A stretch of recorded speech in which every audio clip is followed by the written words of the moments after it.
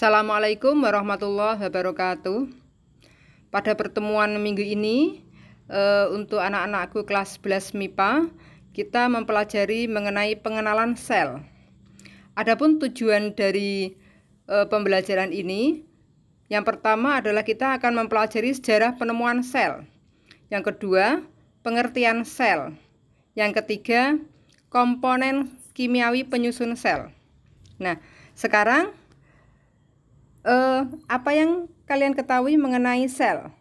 Nah, sel itu merupakan bagian terkecil dari tubuh makhluk hidup.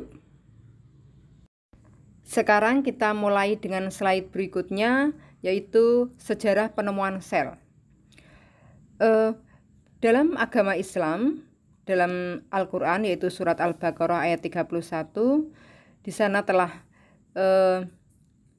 terdapat ayat yang mengatakan bahwa dan dia mengajarkan kepada Adam nama-nama benda seluruhnya. Dalam ayat tersebut telah dikatakan bahwa Allah itu mengajarkan kepada Adam nama-nama benda.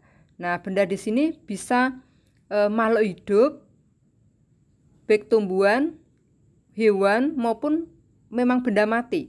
Nah, kemudian dalam perkembangan berikutnya ada penemuan mengenai sel, yaitu Antony van Leeuwenhoek.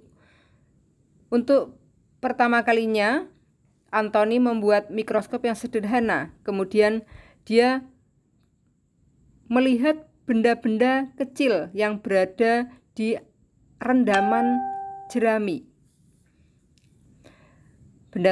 Makhluk hidup tersebut adalah mikroorganisme. Kemudian berikutnya Robert Hooke melihat rongga kosong pada sayatan jaringan gabus atau quercus suber. Kemudian bagian yang kosong tersebut dikatakan selula atau ruang kosong. Berikutnya Sladen dan Swan mengatakan bahwa semua makhluk hidup terdiri dari sel-sel. Sel merupakan unit struktural dan fungsional terkecil dari semua makhluk hidup. Berikutnya Johannes Purkinje memperkenalkan istilah protoplasma, yaitu zat yang pertama kali dibentuk tersusun dari nukleus dan sitoplasma. Bagian protoplasma ini merupakan bagian yang lebih cair. Berikutnya, Rudolf Virchow mengatakan bahwa setiap sel yang berada dari sel yang ada sebelumnya, atau omne cellula ex cellula. Berikutnya, Felix Durkheim, yaitu bagian yang paling penting dari sel adalah cairan sel. Kemudian, cairan tersebut disebut protoplasma. Nah, ini menurut Johannes Purkinje. Max Schulz mengatakan sel merupakan unit fungsional makhluk hidup yang didasarkan oleh adanya protoplasma. Protoplasma merupakan dasar fisik kehidupan. Demikian sejarah penemuan sel. Sekarang kita belajar mengenai sel. Nah, sel merupakan bagian terkecil yang menyusun tubuh makhluk hidup. Nah, namun ada makhluk hidup yang terdiri dari satu sel. Nah, jadi makhluk hidup itu ada yang terdiri dari satu sel atau uniseluler, ada yang terdiri dari banyak sel atau multiseluler. Masih ingat makhluk hidup yang terdiri dari satu sel? Yaitu contohnya adalah protista mirip tumbuhan. Contohnya apa? Contohnya misalnya adalah Chlorella, Chlamydomonas. Nah, itu merupakan protista mirip tumbuhan yang terdiri dari satu sel. Sedangkan kalau protista mirip hewan, itu yang terdiri dari satu sel, misalnya apa? Ada amuba, paramecium, didinium. Nah, sedangkan kalau Euglena, masih ingat Euglena? Kalau Euglena itu ada yang mengatakan protista mirip tumbuhan karena memiliki klorofil. Dan dikatakan protista mirip hewan karena dia punya flagel sehingga bisa bergerak. Nah, ini merupakan penelitian dari ilmuwan. Sekarang kita belajar mengenai komponen kimiawi penyusun sel. Nah, di dalam sel terdapat protoplasma, yaitu unit penting dari dalam sel yang menjadi dasar fisik kehidupan. Nah, protoplasma ini terdiri dari sitoplasma yang berada di luar nukleus dan nukleoplasma yang terdapat dalam nukleus. Nah, sekarang nukleus itu apa? Nukleus itu merupakan inti dari sel. Jadi fungsinya mengatur seluruh kegiatan sel. Sedangkan pada protoplasma ini ditemukan berbagai unsur kimia. Yang pertama adalah ada unsur makro, yaitu unsur yang jumlahnya banyak. Misalnya adalah karbon, hidrogen, oksigen, nitrogen, kalsium, fosfor, dan sulfur.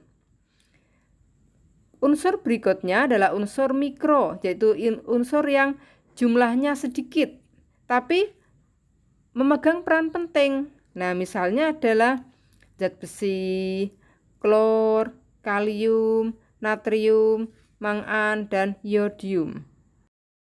Selain unsur, pada protoplasma ditemukan adanya senyawa.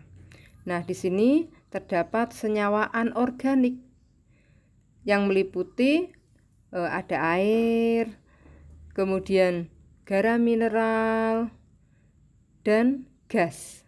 Nah, di sini kalian bisa melihat bahwa fungsi dari masing-masing ini kalian bisa membaca di slide.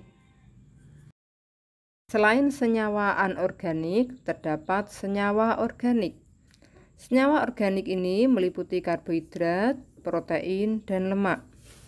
Jadi kita tahu karbohidrat ini tersusun dari karbon, hidrogen, oksigen yang merupakan sumber energi. Kemudian komponen pembentukan dinding sel. Selain itu, karbohidrat pada membran kebanyakan merupakan olisakarida.